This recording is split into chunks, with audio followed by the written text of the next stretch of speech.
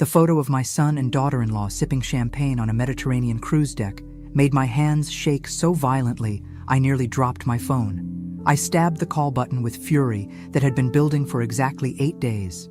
When Jessica answered with her usual fake sweet voice, I didn't waste time on pleasantries.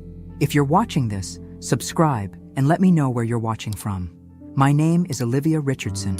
I'm 67 years old, and 3 weeks ago, I gave my son and his wife $13,000 of my Italy vacation fund because they claimed dangerous debt collectors were threatening their lives. Now I'm looking at cruise photos of them living it up in the Greek islands while I'm sitting in my kitchen in Portland, Oregon, staring at my empty savings account. The call went straight to Jessica's voicemail, which didn't surprise me. She'd been avoiding my calls since last Tuesday when I'd asked for proof of these supposed debt collectors. My son Brandon had been equally evasive, suddenly too busy with work to return my messages. How convenient. I scrolled through more photos on Jessica's Instagram. There she was, posing by the ship's pool in a designer bikini that probably cost more than my monthly grocery budget. Brandon looked tanned and relaxed, holding up a lobster dinner that could have fed me for a week. The hashtags made my stomach turn. Blessed life, and spontaneous, vacation. Living our best life. Spontaneous vacation, my foot. You don't book a Mediterranean cruise overnight. This had been planned for months while they were bleeding me dry with their sob stories about Jessica's gambling debts and threatening phone calls from scary men. I'd been such a fool. But as I sat there staring at those photos, something Margaret always told me echoed in my mind. Olivia, when someone shows you who they really are, believe them the first time. Well, my son and his wife had just shown me exactly who they were, and I was finally ready to believe it. The doorbell rang, interrupting my rage spiral. I found Margaret on my porch holding a bottle of wine and wearing the expression of someone who had news. Good news, judging by the gleam in her eyes. "You look like you're plotting something," she said, inviting herself in as usual. "I love that look on you." I showed her the cruise photos without saying a word. Margaret's eyebrows climbed higher with each swipe. When she finished, she set down my phone and poured herself a generous glass of wine. "Well," she said finally, "I guess we know where your Italy money went." "I trusted them," I said, though the words felt hollow now. Brandon looked me right in the eye and swore Jessica's life was in danger. "Honey, the only thing in danger was their vacation fund." Margaret took a long sip of wine. "The question is, what are you going to do about it?" I stared at those photos again, feeling something shift inside me. The old Olivia would have cried, blamed herself, maybe written them an angry letter they'd never read. But the woman looking at evidence of her son's betrayal felt something entirely different. A cold, calculating fury that demanded action. "I'm going to make them regret ever thinking they could play me for a fool," I said quietly. Margaret raised her glass in a toast. Now that's the Olivia I remember from our teaching days. The one who made Tommy Morrison cry when he tried to cheat on his spelling test. I picked up my phone and started typing a text message to Brandon. Short, sweet, and guaranteed to ruin his vacation buzz. "Saw the cruise photos. We need to talk when you get back." 3 dots appeared immediately, then disappeared, then appeared again. I could practically feel his panic through the screen. Good. Let him sweat for the rest of his precious vacation. He had no idea what was waiting for him when he got home. But I was wrong about everything. 3 months earlier, I'd been sitting in this same kitchen, surrounded by travel brochures and feeling more excited than I had since Harold died. Italy had always been our dream destination, the trip we'd promised ourselves we'd take when he retired. Cancer had other plans. Now, at 67, I was finally ready to honor that promise to myself. I'd saved meticulously for 2 years, adding every spare dollar to my Italy fund until I had enough for the 3-week tour Harold and I had fantasized about. Rome, Florence, the Amalfi Coast, Tuscany's rolling hills. I was going to see it all. I spread the final itinerary across my kitchen table like a treasure map. September in Italy would be perfect. Warm but not scorching, fewer crowds, that golden light I'd seen in travel magazines. I'd even bought a new camera, something Harold would have teased me about since I'd always claimed his old Kodak was perfectly fine. The trip wasn't just about sightseeing, though. It was about proving to myself that I could still have adventures, that being widowed didn't mean my life was over. Brandon and Jessica had made enough comments about me staying closer to home at my age that I'd started to believe them. This trip was my rebellion against their expectations. Brandon had seemed supportive when I first mentioned it, though Jessica's smile had been tighter than usual. "That's a lot of money for one person," she'd said, not quite managing to hide the calculation in her eyes. "I mean, wouldn't it be more practical to do something local?" I should have paid attention to that moment. Jessica never worried about my practical spending unless it interfered with her own plans.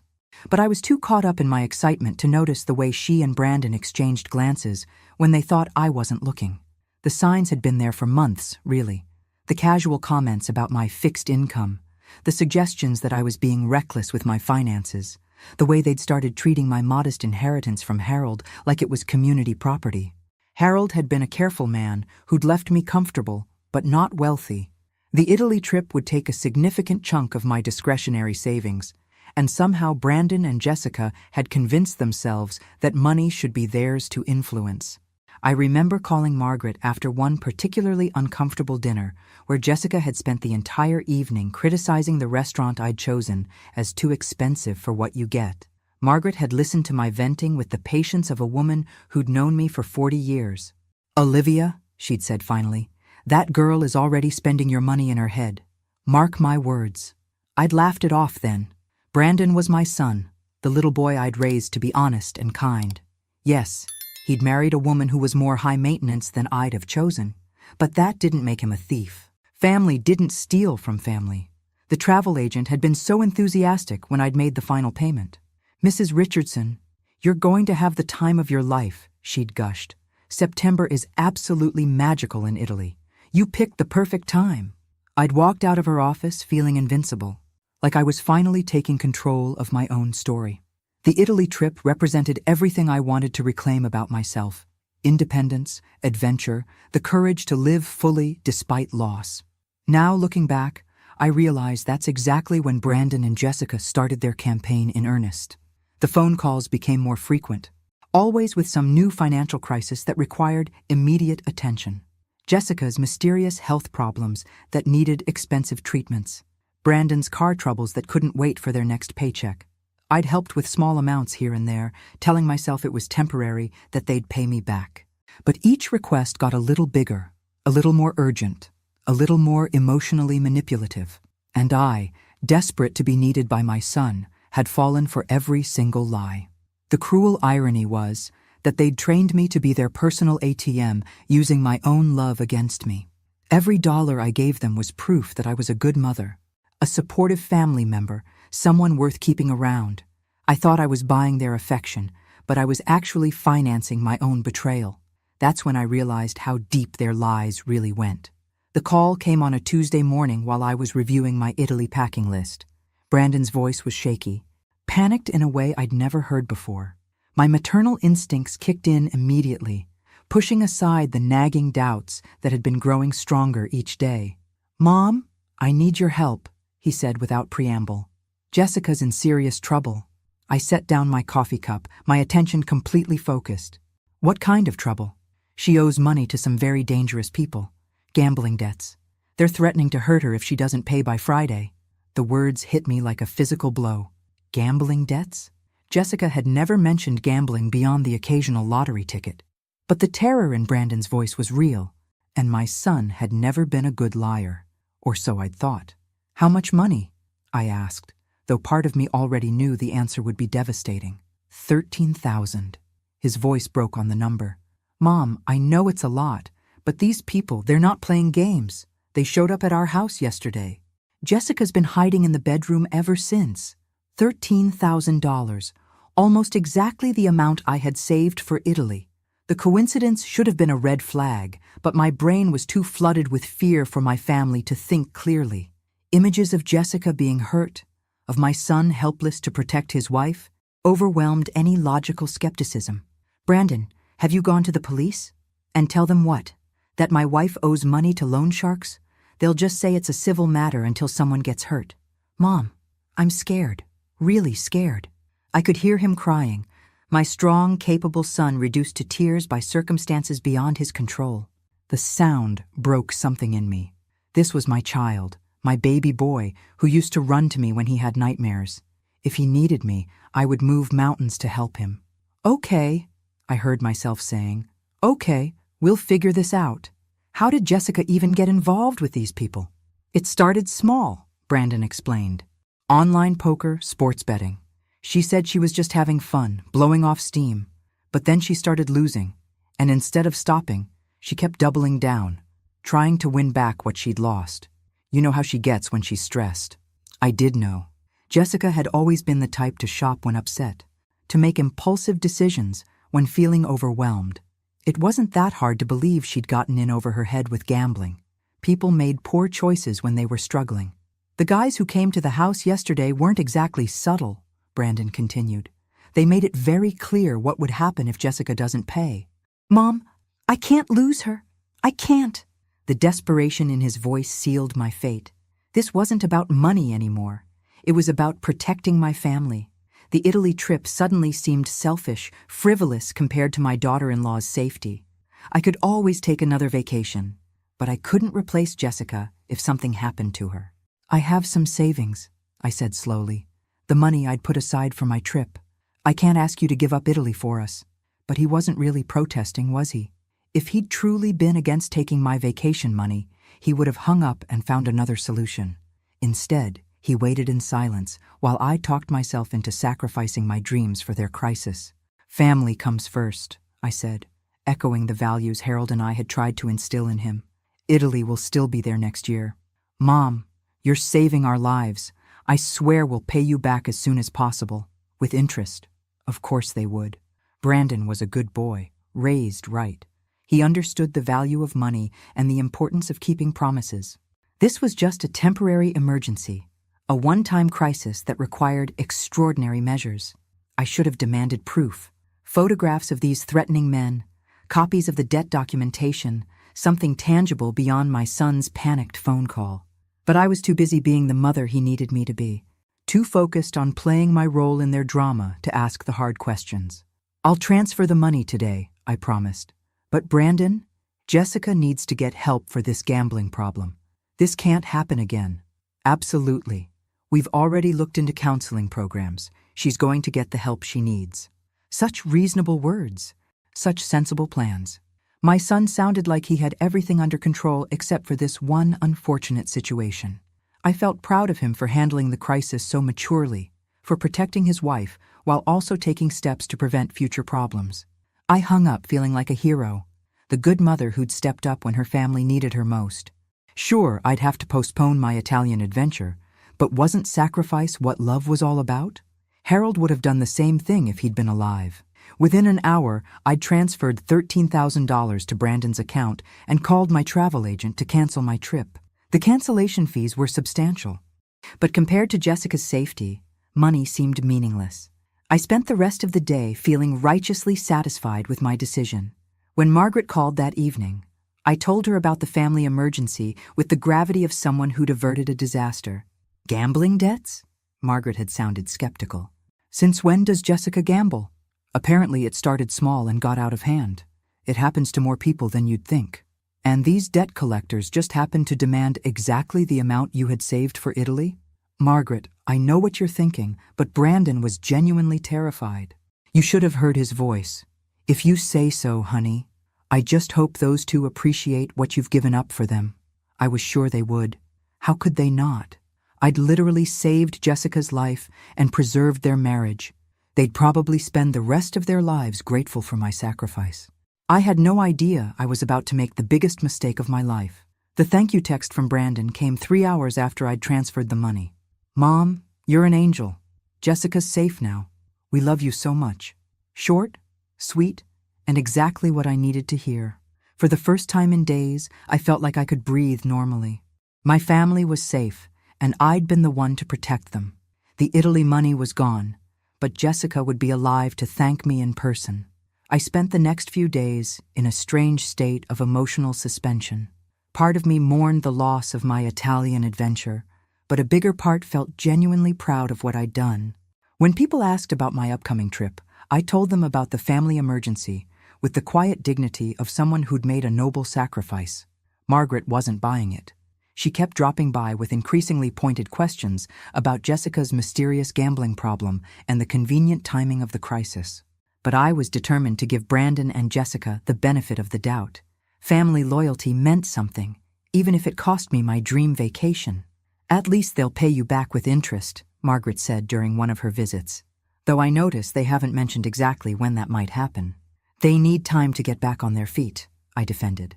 $13,000 is a lot of money to repay quickly. It's also a lot of money to lose gambling, especially for someone who supposedly just started playing online poker. I changed the subject, but Margaret's words lingered. When had Jessica started gambling? Brandon had been vague about the timeline, and I realized I'd never actually heard Jessica mention any interest in poker or sports betting. But people had private hobbies, didn't they? Maybe she'd been embarrassed about her new pastime.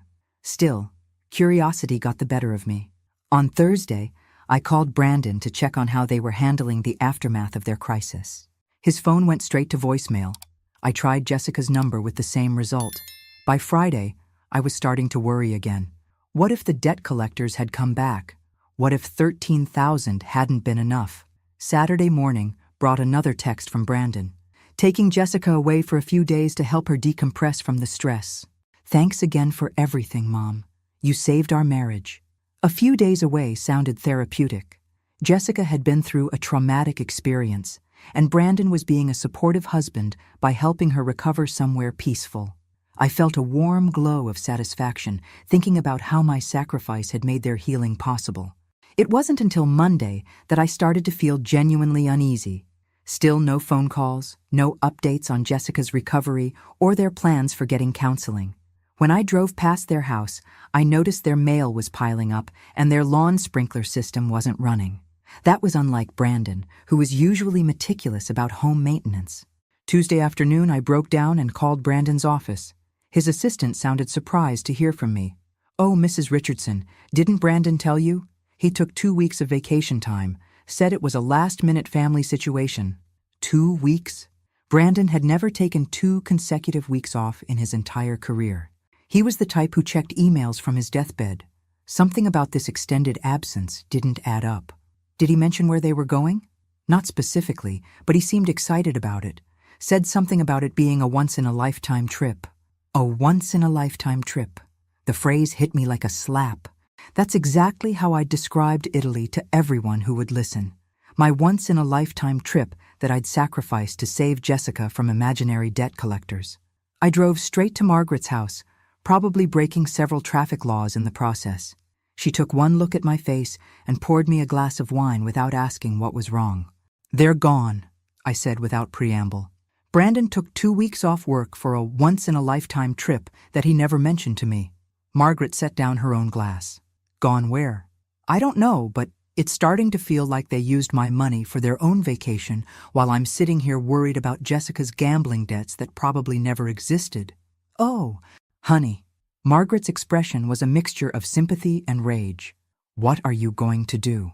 "I'm going to find out exactly where they went and what they did with my money." It took less than an hour of internet detective work to find what I was looking for. Jessica, bless her heart, had never met a social media platform she didn't love. Her Instagram account was set to private, but her Facebook page was wide open for the world to see. The photos I found would change everything.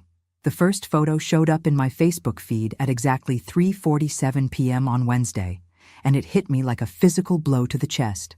Jessica, radiant in a flowing white sundress, standing at the bow of a cruise ship with the Mediterranean sparkling behind her. The caption read, "Day 1 of our dream cruise. Couldn't be more grateful for this amazing surprise." My hands shook as I scrolled through the rest. Brandon feeding Jessica chocolate-covered strawberries by the pool. Jessica posing with a champagne flute against a sunset that could only be the Greek islands. Brandon in a tuxedo at what looked like a formal dinner, grinning like he'd won the lottery. Which, I supposed, he had. $13,000 of my carefully saved Italy money had bought them a luxury Mediterranean cruise. The same cruise I'd looked at months ago and dismissed as too expensive for my budget. They were literally living my dream vacation while I sat in my kitchen in Portland, staring at empty savings accounts and feeling like the world's biggest fool. The worst part was Jessica's obvious joy in every photo. This wasn't a woman recovering from trauma or dealing with dangerous debt collectors. This was a woman celebrating what she clearly considered the coup of her lifetime. She'd manipulated her mother-in-law out of $13,000 and was documenting her victory for the world to see. I scrolled back through her photos from the past month, looking for any hint of the gambling problem that had supposedly threatened her life. Nothing. No mentions of poker nights, no sports betting references, no signs of the stress and fear that Brandon had described so convincingly. Just the usual stream of restaurant meals, shopping trips, and complaints about being bored. My phone rang. Margaret's name appeared on the screen, and I answered without thinking. "Olivia, are you okay? You sounded upset when you left here." "They're on a cruise," I said, my voice strangely calm. "A Mediterranean cruise that I paid for while they told me it was to save Jessica from loan sharks." The silence on Margaret's end spoke volumes. When she finally responded, her voice was tight with anger. "Those calculating little thieves. How could Brandon do this to you?" "I don't know." But even as I said it, I realized that wasn't entirely true. I did know.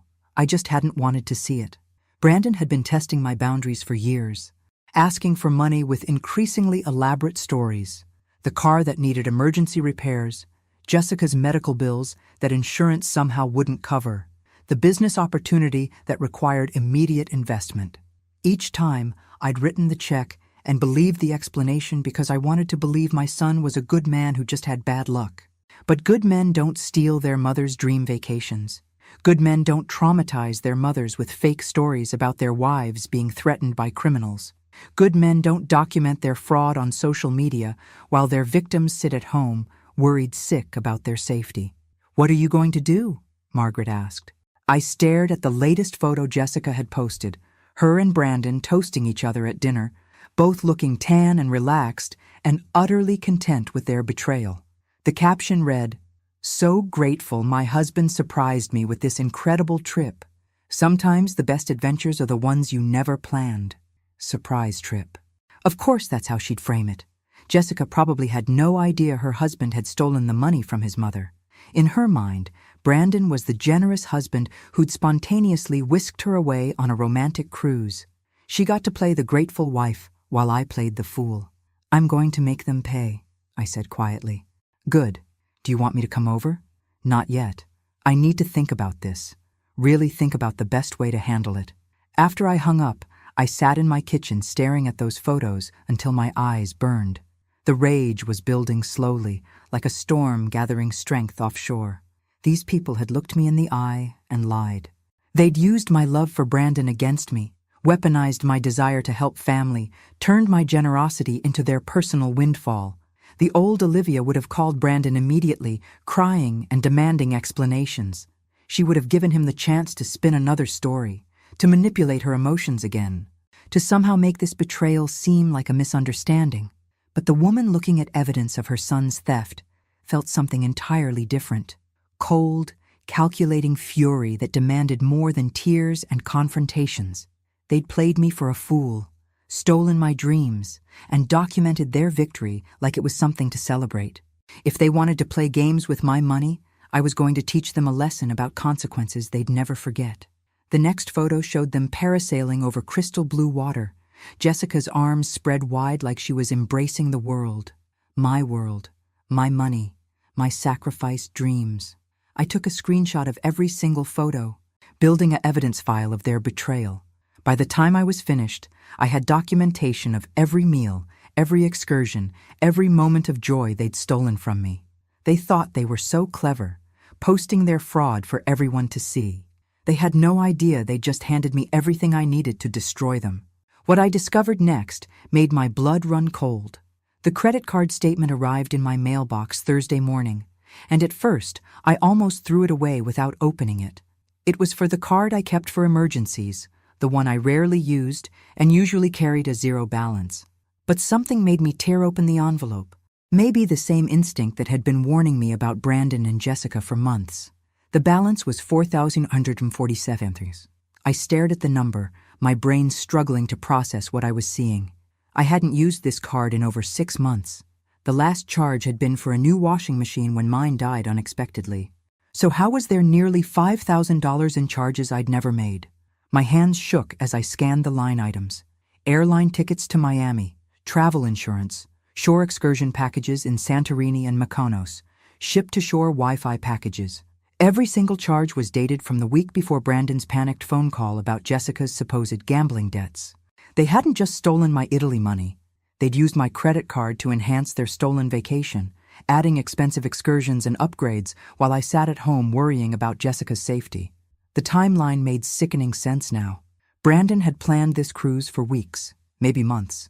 The gambling debt story was just a cover to extract the cash they needed for the basic cruise package. I called the credit card company with fingers that could barely dial the numbers. The customer service representative was sympathetic, but firm. All the charges had been made with the correct security codes and billing zip code.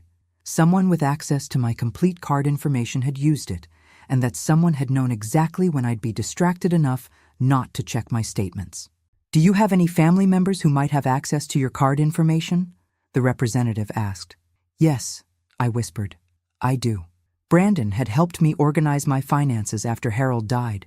He'd sat in my kitchen, going through every bank account and credit card, helping me set up online access and automatic payments. He'd written down all my passwords and security information for emergencies. I'd thought it was sweet, the way he wanted to protect me from financial confusion during my grief. Now I realized it had been reconnaissance. I hung up and immediately called my bank.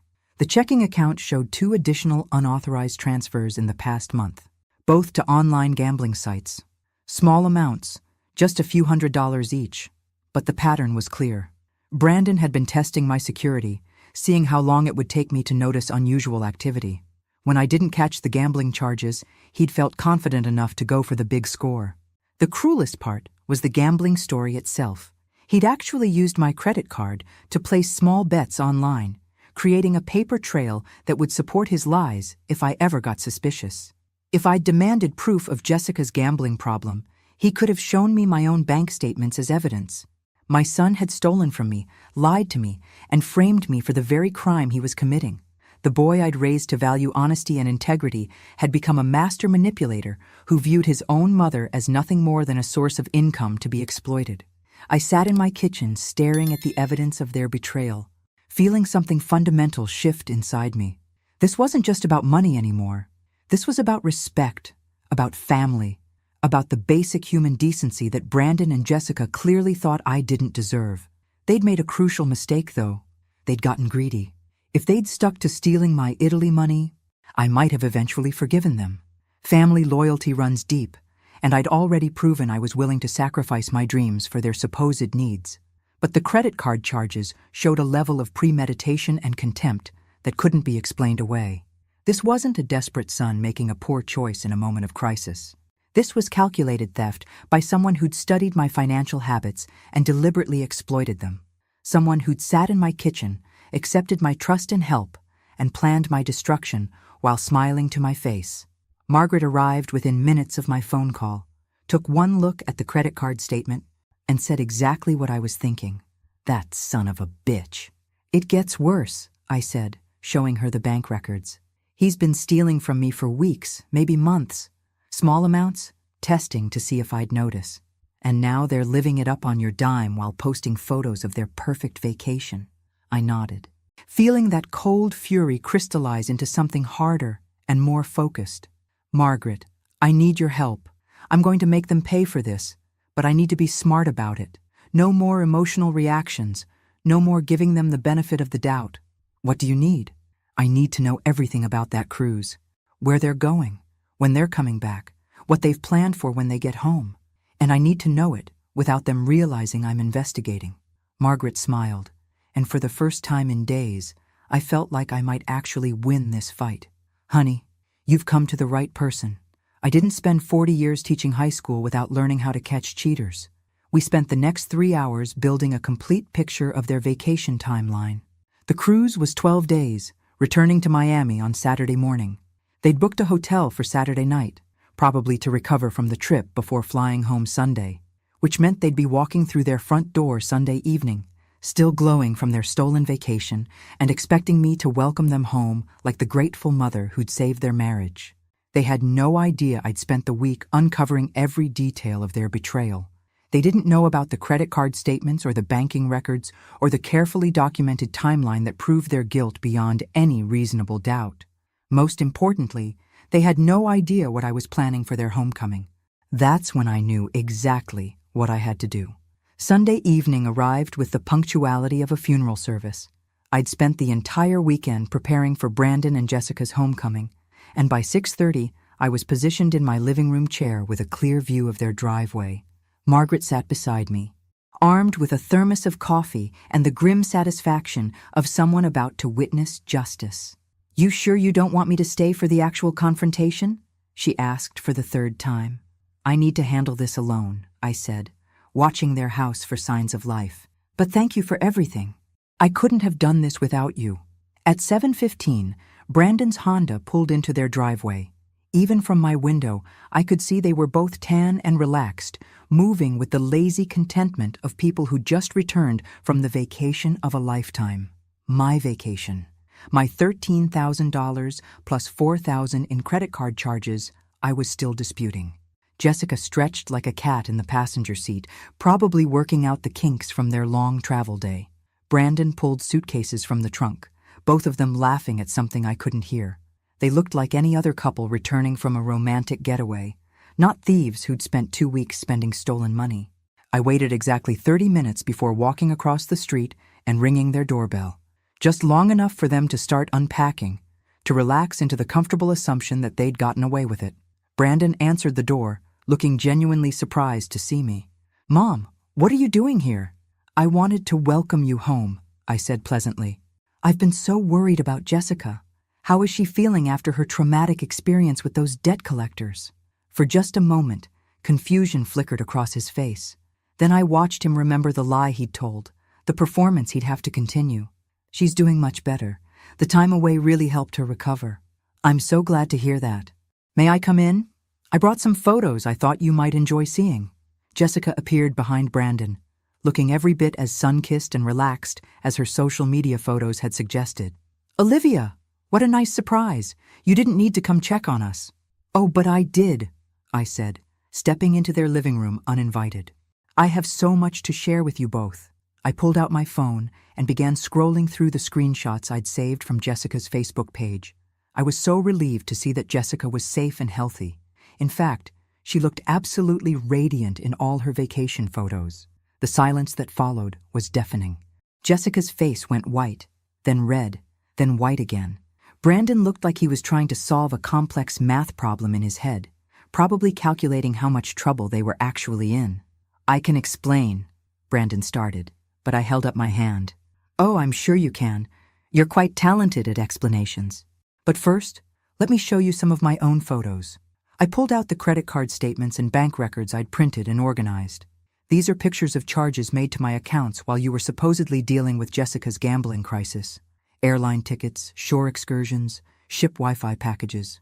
All purchased with my credit card information during the week before you called me about Jessica's life-threatening debt." Brandon sat down heavily on his couch.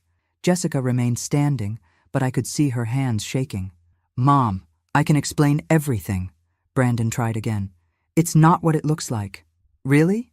"Because it looks like you planned a Mediterranean cruise, realized you couldn't afford it, and decided to steal the money from your mother. It looks like you used my credit card without permission to enhance your stolen vacation. It looks like you traumatized me with fake stories about your wife being threatened by criminals while you were actually booking dinner reservations and spa treatments." Jessica finally found her voice. "Olivia, you don't understand the whole situation. Then please, enlighten me. Help me understand how stealing $13,000 from your mother-in-law somehow makes sense." The fight went out of Brandon all at once.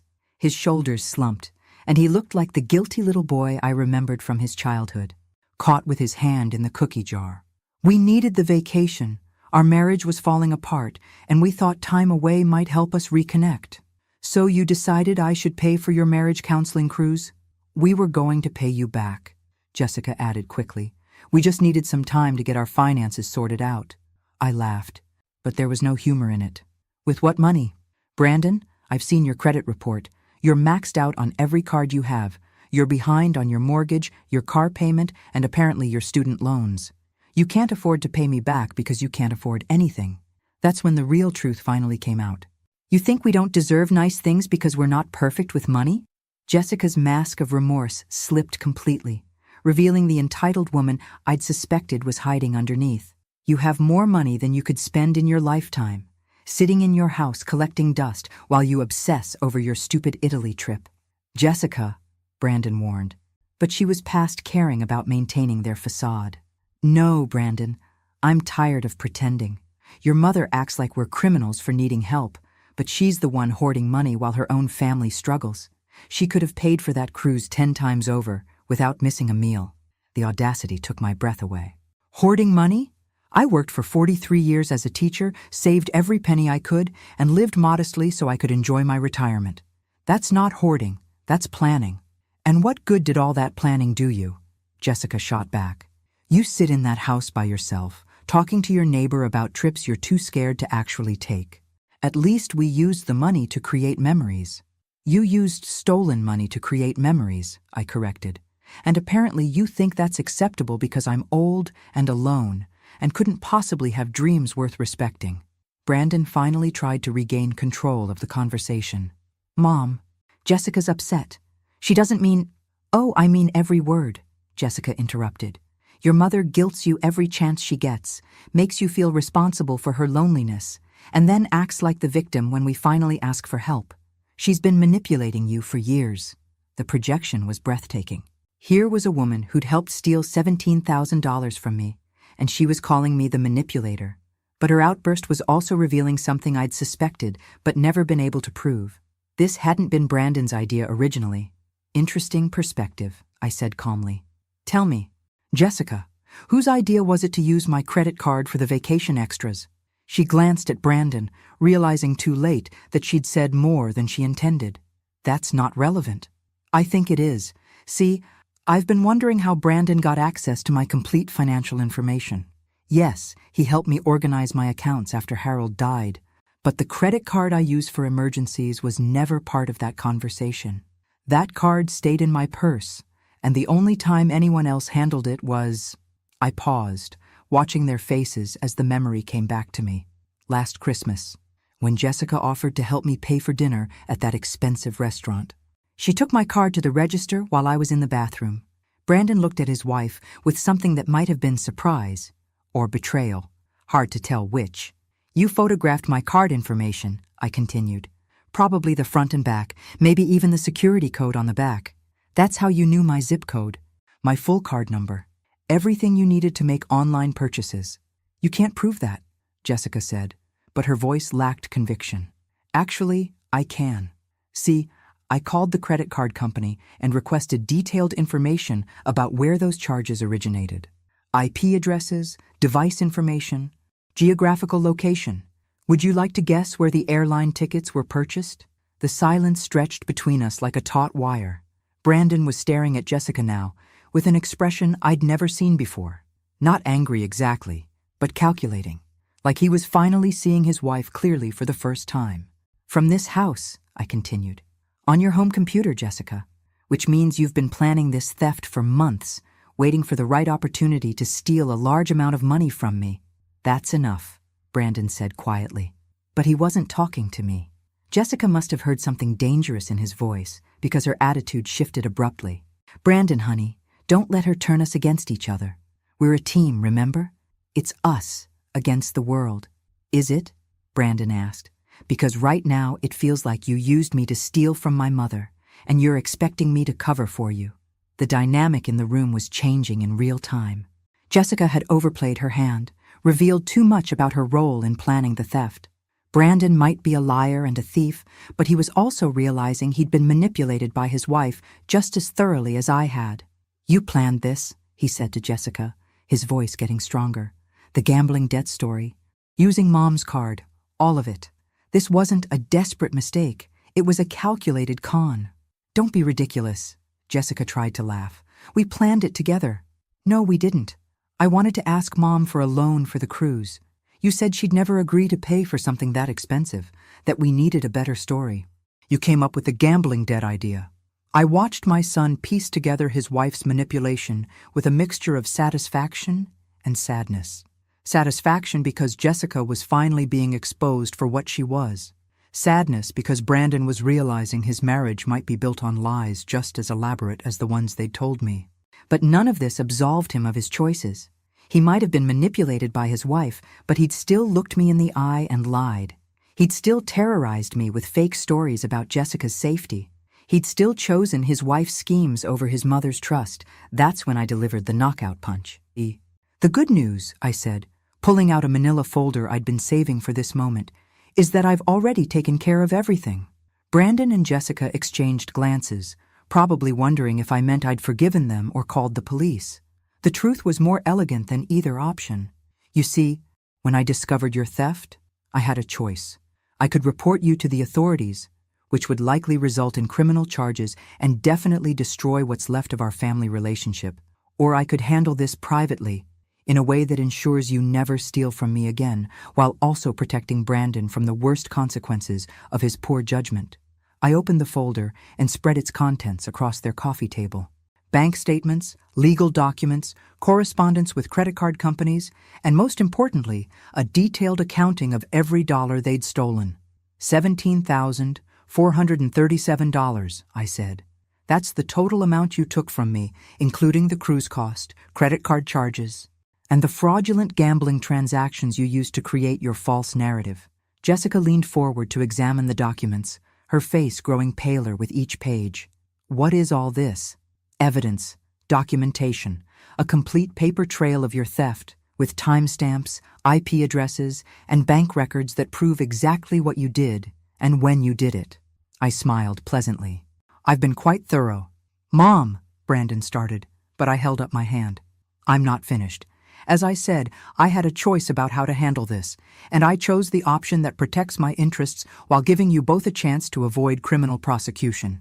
I pulled out the final document, a legal agreement I'd had drafted by Margaret's lawyer nephew. This is a promissory note for the full amount you stole, plus interest, to be repaid over the next 2 years. The payments are calculated based on Brandon's current salary, so I know they're manageable if you adjust your lifestyle accordingly. Brandon picked up the promissory note, scanning its terms with growing alarm. 2 years? Mom, this payment schedule is huge. We'll have to cut everything. Yes, you will. No more expensive dinners, no more shopping sprees, no more vacations you can't afford. You'll live like the working-class people you actually are instead of the wealthy couple you've been pretending to be with my money. And if we refuse to sign? Jessica asked, though her voice suggested she already knew the answer. Then I file a police report tomorrow morning. Credit card fraud, elder financial abuse, theft by deception. Margaret's nephew assures me that with this level of documentation, prosecution would be straightforward. You'd likely face felony charges. Brandon would lose his job, and you'd both have criminal records that would follow you for the rest of your lives. The room fell silent, except for the ticking of their mantel clock. I could see them weighing their options, calculating whether they could somehow talk their way out of this or find a third alternative that didn't involve consequences. There's one more thing, I added. The promissory note includes a provision that if you miss even one payment, the entire balance becomes due immediately and I'm free to pursue criminal charges retroactively. So this isn't just about paying me back. It's about proving you've learned to live within your means. Jessica was reading over Brandon's shoulder now, her face a mask of barely controlled fury. This is vindictive, Olivia. You're destroying our quality of life over money you don't even need. I'm protecting myself from future theft, I corrected, and teaching you both that actions have consequences. You chose to steal from me, so now you get to live with the results of that choice. We could fight this, Jessica said. Claim you gave us the money willingly. You could try, but you'd have to explain the credit card fraud, the forged gambling transactions, and the elaborate lies about debt collectors. Plus, I have recordings of some very interesting conversations. That wasn't entirely true, but their guilty expressions suggested they weren't sure what conversations I might have documented. Let them worry about it. Brandon set down the promissory note and looked at me with something I hadn't seen in years. Respect. Not affection, not gratitude, but the acknowledgement that I was someone to be taken seriously. You've thought of everything, he said quietly. I've learned to protect myself, I replied. Something I should have done years ago. Jessica was still trying to find an angle, some way to negotiate better terms. What about the cruise? We can't undo that. Shouldn't we get some credit for the money that's already spent? You should get credit for memories you created with stolen money. I laughed. No, Jessica. You get to pay for every penny you stole, and every time you look at those vacation photos, you'll remember exactly what they cost our family. That's when Brandon asked the question I'd been waiting for. What happens after we pay you back? Do we have a relationship anymore, or is this just business? I looked at my son. This man I'd raised to be honest and kind, who'd chosen to become a liar and a thief. The boy who used to bring me dandelions and call them flowers. The teenager who'd promised to take care of me when I got old. The adult who'd stolen my dreams to fund his wife's fantasies. That depends, I said finally, on whether you prove you're capable of being the man I tried to raise you to be. But neither of us was prepared for what Jessica said next. Fine, Jessica said, her voice sharp as broken glass. We'll sign your precious contract and pay back every penny. But don't pretend this makes you the victim. Olivia, you want to know the truth? We've been supporting you emotionally for years while you drained us financially. Brandon looked at his wife like she'd lost her mind. Jessica, what are you talking about? Your mother, she continued, turning to face me directly, has been guilt-tripping you about money and attention for years. Every holiday, every birthday, every family gathering, it's been about how lonely she is, how worried she is about her finances, how she sacrifices for everyone else. She trained you to feel responsible for her happiness, then acts shocked when we actually need help. The lies were breathtaking in their audacity. I've never asked Brandon for financial support, I said evenly. No, you just make comments about how expensive things are, how fixed incomes don't stretch, how you don't know how you'll afford home repairs. You manipulate through martyrdom, then play innocent when people respond to your hints. I felt something cold settle in my stomach.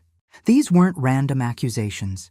Jessica was describing specific conversations, private moments between me and Brandon that I'd thought were normal mother-son exchanges about life's challenges. You've been telling her about our private conversations, I said to Brandon. He had the grace to look ashamed. She's my wife, Mom. We talk about everything. Everything. Including how your mother mentions needing a new roof, or worrying about property taxes, or wondering how she'll afford to maintain that big house by herself. Jessica's voice was gaining momentum. You share all of it with me, and then you feel guilty because you can't afford to help her with every little problem. That's not manipulation, I protested. That's normal conversation between family members. Is it? Or is it a pattern of making your son feel responsible for problems he can't solve? Jessica pulled out her phone and started scrolling. Brandon, remember what you told me after Thanksgiving? About how guilty you felt because your mom mentioned the heating bill being higher than expected? Brandon's face flushed.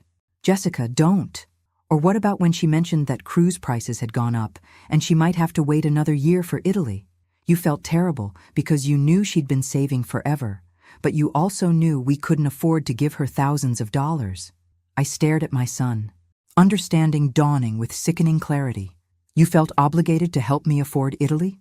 You seemed so disappointed, Brandon said quietly. You'd worked so hard to save for that trip, and then prices increased right when you were ready to book. You didn't ask for money directly, but you heard it as a request for help, I finished. And when you couldn't afford to help, you felt guilty. So when the opportunity came up to borrow the money temporarily, Jessica continued, it felt like we were solving your problem and ours at the same time. You'd get your Italy trip eventually, and we'd get the vacation our marriage needed. The reinterpretation of events was masterful and completely wrong, but I could see how it might have worked on Brandon's conscience. Jessica had taken his genuine love for me and twisted it into something that justified theft. She'd made him believe that stealing my money was actually a favor to me. Except you weren't borrowing, I pointed out. You were stealing. And you had no intention of telling me the truth or paying me back. We would have paid you back, Brandon insisted. Eventually. With what money? You're barely making your current bills. That's when Jessica played her final card. With the money we'll inherit when you die. The words hung in the air like poison gas.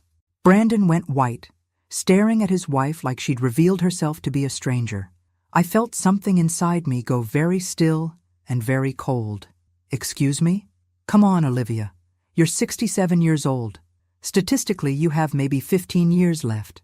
That house, your savings, your retirement accounts, it's all going to Brandon anyway. We were just accelerating the timeline a little bit. Jessica, Brandon whispered, but she was beyond stopping now. Your money is going to be ours eventually. So what's the difference if we use some of it now when we actually need it? At least this way, we get to enjoy it together instead of waiting for you to die first. The silence that followed was absolute. I could hear my own heartbeat, the hum of their refrigerator, the distant sound of traffic. But inside the room, nothing moved except the slow destruction of whatever relationship we'd had left. Brandon was staring at Jessica like he was seeing her for the first time. You planned this based on inheriting Mom's money when she dies? I planned this based on reality, Jessica shot back. Your mother isn't going to live forever, and when she's gone, we'll need that money for our own retirement. I just suggested we treat it like an advance on our inheritance. An advance you decided to take without asking, I said, my voice steady, despite the fury building in my chest. Would you have said yes if we'd asked? Absolutely not. Exactly. So we took what we needed and planned to replace it before you noticed. If you hadn't been so obsessive about checking your accounts, this never would have been a problem. I looked at this woman my son had married, this person who'd helped steal my money while justifying it as advance payment on my death, and I realized I'd been far too generous in my punishment. Jessica, I said quietly, you've just made a very expensive mistake. That's when I told them what was really going to happen.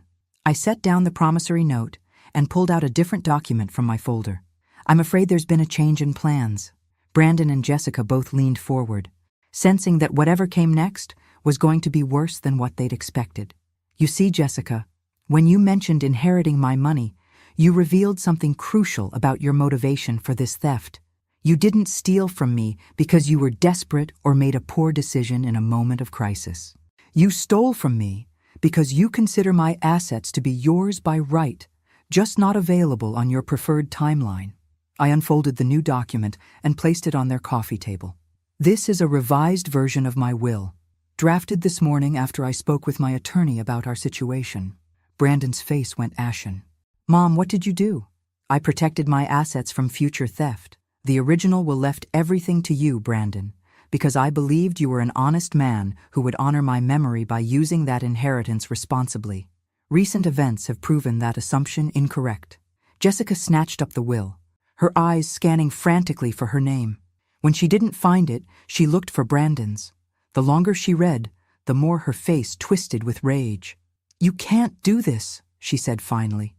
You can't leave everything to charity out of spite. I'm not leaving everything to charity, I corrected. I'm establishing a trust fund for my grandchildren's education, managed by independent trustees who will ensure the money is used for legitimate educational expenses. Brandon will receive a modest inheritance, enough to be meaningful, but not enough to fund a lifestyle he can't afford on his own. Brandon was reading over Jessica's shoulder now, his face cycling through disbelief, anger, and what might have been relief. How much is modest? $50,000. The rest, approximately $400,000 in assets, will fund college educations for your children and any future grandchildren I might have. Jessica threw the will down like it was contaminated. This is insane. We're your family. We're the ones who'll take care of you when you're old and sick. Really? Based on what evidence? You've already shown me exactly how you'll take care of me when you need money for vacations you can't afford. That's different, Brandon said, though his voice lacked conviction. Is it? Jessica just told me she considers my money to be advance payment on my death. She's literally counting on me dying so she can spend my life savings. How is that different from elder abuse? The question hung between us while they processed the implications. I'd spent 3 days thinking about Jessica's revelation, and every angle I examined led to the same conclusion. They would absolutely steal from me again, probably in increasing amounts as they got older and more desperate. This isn't fair, Jessica said. We made one mistake. You made a series of calculated decisions over several months. You studied my financial habits, stole my credit card information, created fake gambling transactions to support your lies, traumatized me with stories about threats to your safety, and then spent my money while documenting your theft on social media. That's not one mistake, Jessica. That's a criminal enterprise. Brandon finally found his voice. What about the promissory note? Do we still have to pay you back? Oh, absolutely. That debt doesn't disappear just because your inheritance does. You still owe me $17,437 plus interest to be paid over 2 years. So we pay you back money that won't even come to us when you die anyway? Jessica's voice was reaching dangerous octaves. That's correct. You pay me back money you stole because theft has consequences regardless of your future expectations.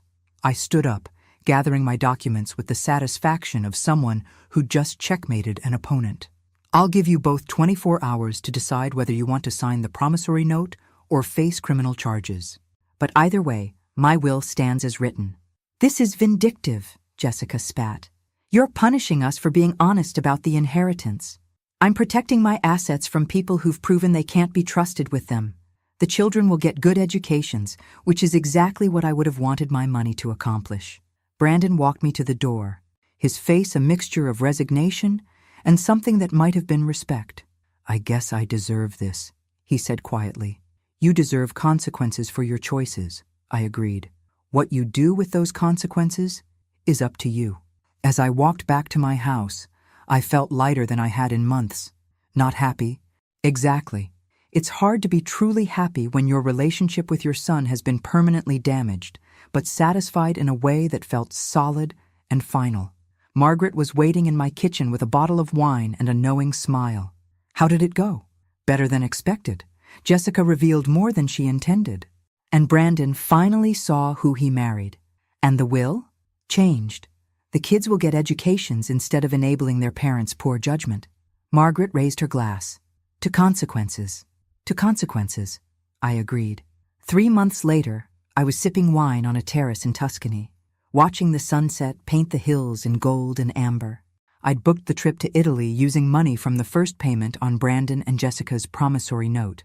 There was a certain poetic justice in funding my dream vacation with money they were paying back for trying to steal that same dream. My phone buzzed with a text from Brandon. Mom, I signed the divorce papers today. I'm sorry for everything. Maybe when I finish paying you back, we can try to rebuild our relationship. I typed back, maybe we can. Enjoy your fresh start. Some relationships can't be rebuilt, but some people can learn to be better than they were. I was curious to see which category my son would choose. The waiter brought my dinner, handmade pasta with truffles that cost more than Jessica probably spent on groceries in a week. As I ate, I thought about the woman I'd been 3 months ago, lonely, trusting, eager to be needed even by people who didn't deserve my generosity. That woman was gone, replaced by someone who understood that love without boundaries isn't love at all. It's enablement. I'd finally learned the difference between being a good mother and being a doormat. The Italian sunset was worth waiting 67 years to see. Some things are worth the wait, especially when you get to enjoy them with money that was rightfully yours all along. I raised my glass to the sunset, to fresh starts, and to the beautiful truth that it's never too late to stop letting people take advantage of your kindness. The view from the other side of betrayal, I discovered, was absolutely spectacular. Thanks for listening. Don't forget to subscribe and feel free to share your story in the comments. Your voice matters.